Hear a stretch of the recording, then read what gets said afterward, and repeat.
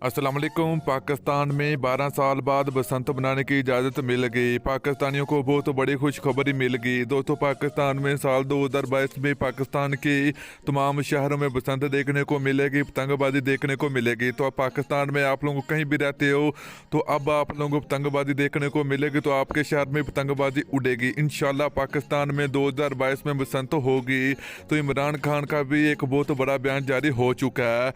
तो इस छोटी सी वीडियो के अंदर आपको बताएंगे कि पाकिस्तान में 2022 में क्या बसंत होगी या फिर हमेशा की तरह पाबंदी रहेगी। तो छोटी सी वीडियो के अंदर आपको बताएंगे। तो चलिए मेरे प्यारे भाइयों, आप लोगों को बताते चले कि पाकिस्तान में पिछले 12 साल में दोस्तों पाकिस्तान के तमाम शहरों में पतंगबाजी और बसंत के ऊपर पाबंदी लगी है। वजह क्या बनी?